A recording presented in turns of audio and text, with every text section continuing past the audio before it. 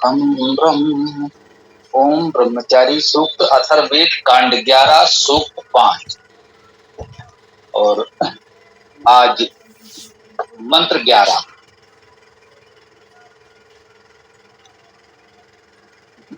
ओम अर्वाक अन्यतो अन्या पृथिव्या अग्नि समेतो नवसी अंतराई में तजोश्रयन्ते रश्मयो अधिदृढ़ा तान आतिष्ठति तपसा ब्रह्मचारी। अर्वाक पहले अन्य। अन्य का मंत्रार्थ में कोष्टक में एक लिखा, एक अन्य का शाब्दिक अर्थ नहीं, समझने की दृष्टि से लिखा है। अन्य अर्वाक अन्य पहले तथा इतो इससे अन्य एक या दूसरा पृथ्व्या पृथ्वी पर है। कह रहे हैं एक तो अन्य पहले है, पृथ्वी है, वो अभी स्पष्ट नहीं है, धीरे धीरे स्पष्ट होगा इस मंत्र में या और आगे। अर्वाक अन्य पहले अन्य है, कुछ एक अन्य है जो पहले है। इतो अन्य पृथिव्या और इससे अन्य, इससे इतर कोई अन्य है पृथिव्या पृथ्वी पर। अग्नि समेतो नवसी अंतराय में।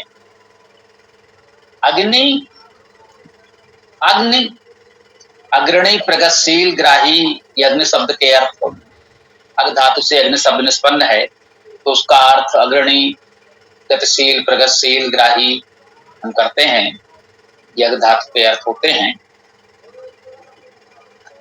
अग्नि सामान्यतः लघु इकारांत होता है, यहां दीर्घ इकारांत है, तो इसे द्विवचन में भी ग्रहण किया गया, क्योंकि पहले कह दिया गया है एक अन्य है जो पहले है और एक उससे परे, उससे अन्य इतर कोई दूसरा है वो पृथ्वी पर है। ऐसा भी कह सकते हैं कि पृथ्वी पर एक पहले है और एक दूसरा, कुछ दो है जिसकी बात की जा रही है, पहले एक है और फिर कोई दूसरा भी है। अग्नि, यदि अग्नि को यहां द्विवचन में मान कर कहें तो ऐसा कह सकते हैं ये अग्नि के दो प्रकार बताए जा रहे हैं। एक अग्नि है जो पहले से है और एक दूसरा भी अग्नि है जो उससे परे है, उसके पश्चात है, इस पृथ्वी पर हमको दिखता है वो दो। समेतो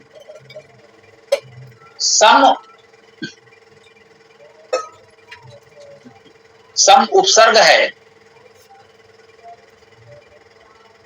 ई तो ई धातु गत्यर्थक है, गति करना, चलना, जाना का अर्थ होता है।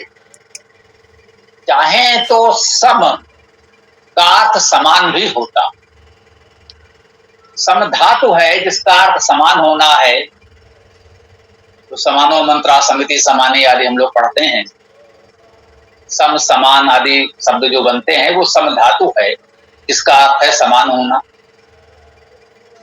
तो समेतो में वह सम शब्द हो सकता है और इता दूसरा पद हो सकता है, ये दोनों में समास भी हो सकता है।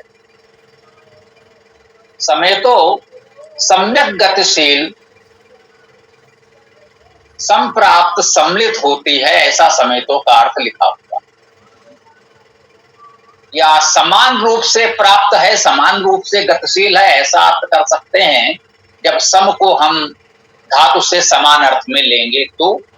और उपसर्ग के रूप में सम्यक अर्थ में सम उपसर्ग हो जाएगा तो सम्यक गतिशील संप्राप्त सम्मिलित अर्थ कर सकते हैं।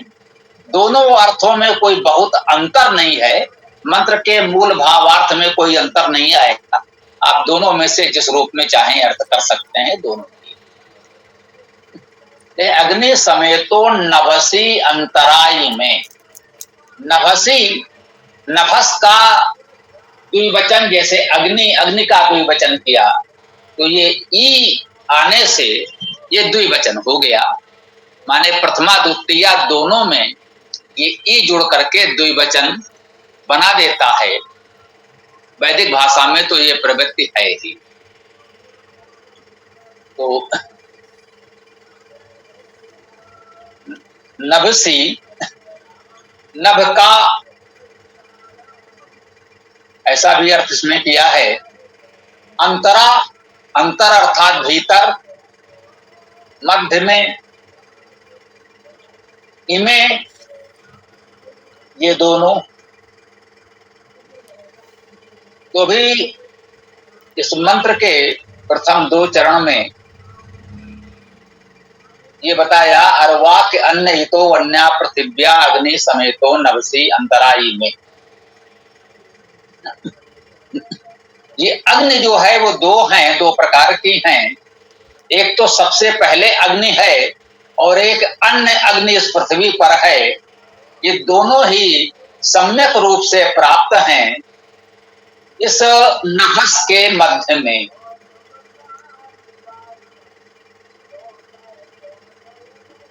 इस नभ के मध्य में अग्रणी अग्नियां 2 हैं, 2 प्रकार की हैं। एक पहले है, हमारे सम्मुख निकट है, कह सकते हैं कि हमारे भीतर ही है, तथा इससे अन्य एक अग्नि पृथ्वी पर है, प्रकृति में है। ये दोनों अग्नियां अर्थात अग्रणी प्रगति नभ के भीतर, नभ के मध्य सम्यक गतिशील हैं, संप्राप्त हैं, परस्पर सम्मिलित हैं। ये बात इन 2 चरणों में बताई गई। तो जो अग्नि पहले है, इसका भावार्थ आप चाहें इस रूप में समझ सकते हैं। वेद में अग्नि सामान्यतः परमेश्वर के लिए आता है। तो अग्नि का शाब्दिक अर्थ है अग्रणी, गतिशील, गतिकारक, संप्राप्त, अर्थात व्यापक अर्थ भी ले सकते हैं, ग्राही, सब कुछ ग्रहण करने वाला। इन अर्थों में अग्नि शब्द है जो इसका व्याकरण परक धातुज अर्थ है। तो इन अर्थों को देखते हुए वेद में अग्नि शब्द सामान्यतः परमेश्वर के लिए आता है। आध्यात्मिक अर्थ में उसका अर्थ परमेश्वर ही होता है।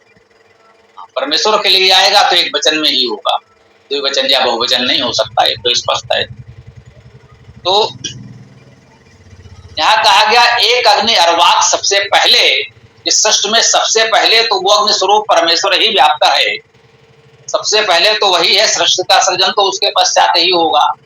जब कोई सृष्टि नहीं थी, कल्पना की गई, तो उस समय केवल वह दिव्य चेतन परमेश्वर अग्नि स्वरूप जो भी कह लें व्याप्त था। तो सबसे पहले तो वो अग्नि है। वो अग्नि हमारे भीतर भी है, सबसे निकट है, जो कि सर्वव्यापी है। एक दूसरी अग्नि है जो प्रकृति में है, पृथ्वी पर है। उसे आप चाहें तो भौतिक अग्नि कह सकते हैं। भौतिक अग्नि से भाव है जो आग हम जलाते हैं, जो जलती है, भौतिक रूप में हमको दिखती है, इसे हम उष्मा आदि के रूप में प्रयोग करते हैं। हम दीपक भी जलाते हैं, हम कुंड में अग्नि जलाते हैं। इसे भौतिक अग्नि विद्वानों ने कहा। आध्यात्मिक अर्थ में तो परमेश्वर ही अग्नि है। आज भौतिक अर्थ में ये सांसारिक अग्नि, लौकिक अग्नि आप कह सकते हैं, जो सामान्यतः हम लोग व्यवहार में उपयोग करते हैं। ये कहा गया ये अग्नि 2 प्रकार की तो है। तो ये बताने का भाव यही है, कभी इस भ्रम में न पड़ें कि भाई अग्नि की ये बात हो रही है, वहां अग्नि ऐसा कह रहे हैं। तो अग्नि 2 प्रकार की तो सामान्यतः हमारे जीवन में अनुभव में आती ही है। आध्यात्मिक अर्थ में तो अग्नि वह सर्वव्यापी परमेश्वर है जो सृष्टि के न रहने पर भी रहता है, जो सबसे पहले रहता है। इसलिए कहा गया अर्वाक अन्या, वह अन्य, वह एक अग्नि तो सबसे पहले है। और उससे इतर अन्य एक अग्नि है जो पृथ्वी पर प्रकृति में होती है, प्राकृतिक रूप से है, या हम उसे उन्हीं प्राकृतिक उपायों से उत्पन्न भी कर लेते हैं अपनी आवश्यकता अनुसार। तो कह सकते हैं ये नभसी, इस नभस के भीतर जो नभ है, आकाश है, अंतरिक्ष है, जो भी आप कहें, यहाँ कह सकते हैं यहाँ पर देव की बात नहीं की गई है। तो आकाश, अंतरिक्ष जो भी हम लोग प्रयोग करते हैं लोक व्यवहार में, आप मान लें ये नभस उत्सव के लिए प्रयोग किया जा रहा है। सूर्य से पृथ्वी तक जो भी ये नभ है, नभस है, उसमें ये अग्नि है। तयो श्रेयन्ते रसमयो अधिदृढ़ा। तयो उन दोनों का या उन दोनों में, द्विवचन में ये यो हो विभक्ति षष्ठी और सप्तमी दोनों में मिलती है। तयो उन दोनों का या उन दोनों में, श्रेयन्ते, अब श्रेयन्ते समझ में नहीं आया, इसमें एक उपसर्ग लगाइए आ, तो क्या हो गया? आश्रयन्ते, आश्रय करते हैं। अब समझ में, श्री धातु है, आश्रय करना, श्रेय होना, श्री से श्रेय भी बनेगा, श्री से आश्रय भी बनेगा, श्री धातु। तयो आश्रयन्ते, उन दोनों में आश्रय करते हैं, रसमया, रसमयो या रसमया अर्थात रश्मिया। ये रश्मया ही है जिसे हम लोग वर्तमान बोलचाल की भाषा में रश्मिया कह देते हैं। रश्मि का बहुवचन है रश्मया, रश्मयो या रश्मिया। इन दोनों में रश्मिया आश्रय करती हैं अधिदृढ़ा। अधिक के अर्थ में मान लें अधिक दृढ़, अधिकृत रूप से बहुत ही दृढ़ रूप में इन दोनों में रश्मियां आश्रय करती हैं। अग्नि को स्पर्श करने का प्रयास किया। एक तो सर्वव्यापी परमेश्वर के रूप में अग्नि है और एक व्यवहारिक दृश्य से प्रकृति में भौतिक अग्नि है। ये दोनों ही अग्नियां, परमेश्वर तो सर्वव्यापी है इसलिए उसके लिए अलग से तो कुछ कहने की आवश्यकता नहीं रही। जो दूसरी भौतिक अग्नि है, कहते हैं वो भी नभस से पृथ्वी तक व्याप्त है, सूर्य से पृथ्वी तक व्याप्त है। सूर्य में भी वही अग्नि उष्मा ताप है और वही सूर्य की अग्नि उष्मा ताप ही पृथ्वी पर भी है तो उसी सूर्य से ही तो वो व्याप्त है। कहते हैं रश्मियां, सूर्य से रश्मियां ही आती हैं, किरणें। उन दोनों में ये जो भी अग्नि है, ये रश्मियां व्याप्त हैं, रश्मियां आश्रय करती हैं तरंगों के रूप में ही पृथ्वी से सूर्य तक, सूर्य से पृथ्वी तक, नभस में, आकाश में, अंतरिक्ष में इसका संचरण होता है। वो रश्मियों के रूप में होता है, किरणों के रूप में होता है, तरंगों के रूप में होता है। ये आधुनिक भौतिकी के विद्यार्थी भी जानते हैं और वेद के विद्यार्थी भी जानते हैं, वेद को पढ़ रहे हैं तो जहां से भी ये बात जान सकते हैं। कह सकते हैं वेद में इस प्रकार के संकेत मिले और उसको भौतिकी विदों ने और विकसित किया, खोज की और स्पष्ट रूप से हमको बताया, इस विद्या को आगे बढ़ाया। बहुत अच्छी बात है। तो ये ताप, ऊर्जा, ऊष्मा जो नभस में व्याप्त होता है तरंगों के रूप में, रश्मियों के रूप में सूर्य से पृथ्वी तक आ रहा है, वो अत्यधिक दृढ़ रूप में इनमें आश्रय कर रहा है। तान आतिष्ठति तपसा ब्रह्मचारी। जो ब्रह्मचारी है, ये ब्रह्मचारी सूक्त है। इसका इस सूक्त में देवता ब्रह्मचारी है, अर्थात मुख्य रूप से ब्रह्मचारी का ही गुणगान किया जा रहा है, ब्रह्मचारी के विषय में बताया जा रहा है। और जैसा कि हमने कहा, जो देवतावाचक शब्द है वेद में, वे मूल आध्यात्मिक अर्थ में तो ईश्वर के वाचक होते ही हैं। तो यहाँ ये ब्रह्मचारी भी ईश्वर का वाचक मानकर चले आध्यात्मिक अर्थ में, तभी सभी मंत्र समझ में आएंगे। अब ये कह रहे हैं तान आतिष्ठत तपसा ब्रह्मचारी, तान उनको, द्वितीय बहुवचन में है, आतिष्ठति असम्यक समन्ता तिष्ठति, स्थित होता है, स्थित करता है। तपसा, तप द्वारा, तृतीया एक वचन, बहुत बार शब्द आया है ये इसी सूक्त में। तपसा, तप द्वारा ब्रह्मचारी, तो ब्रह्मचारी तप द्वारा उनको आतिष्ठत, सम्यक रूपेण स्थित करता है, प्रतिष्ठित करता है, या कह ले उन सब में वो सम्यक रूपेण प्रतिष्ठित है। तो ये स्पष्ट संकेत है कि ये ब्रह्मचारी परमेश्वर के लिए भी कहा जा रहा है। वेद का मूल भावार्थ तो आध्यात्मिक ही ग्रहण करते हैं। तो ब्रह्मचारी अर्थात ब्रह्म, ब्रह्म शब्द का अर्थ वृद्धिशील, उठाने वाला, बढ़ाने वाला, शब्द करने वाला वह परमेश्वर इन सब में प्रतिष्ठित है और इन सब को प्रतिष्ठित करता है। ये गुण वास्तव में ब्रह्मचारी शब्द से यहाँ परमेश्वर के ही हैं, ये तो स्पष्ट है आध्यात्मिक अर्थ में। अब व्यवहारिक अर्थ में ब्रह्मचारी हम यही कहते हैं, वेद की जो शैली है कि इन गुणों को हमें अपने भीतर धारण करना है जितना संभव हो। परमेश्वर की सामर्थ्य तो अनंत है, असीमित है। परमेश्वर में ये गुण सामर्थ्य असीमित है, हमें उतने नहीं हो सकते। उसका एक अंश मात्र हो सकता है। यदि हम प्रयास करें तो इन गुणों को अपने भीतर भी एक अंश में, छोटे से अंश के रूप में जितना संभव है थोड़ा सा तो धारण कर सकते हैं।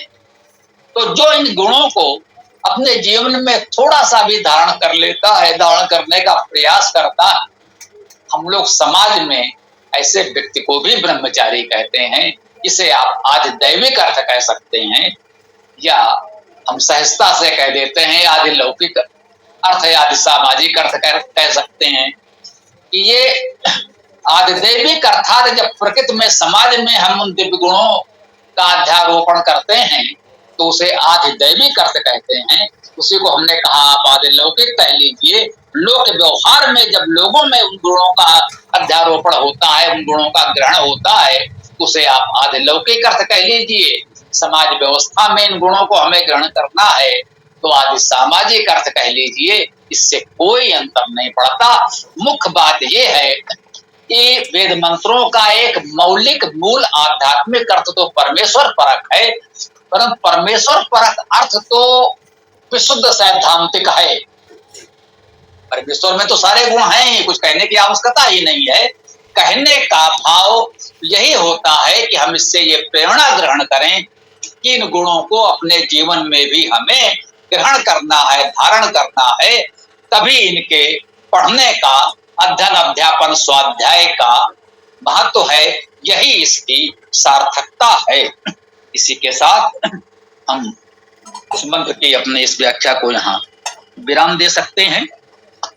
अब आप लोग आगे जो भी आपका अपना मंतव्य, प्रश्न, विचार आदि है प्रस्तुत कर सकते हैं। ओम खम ब्रह्म।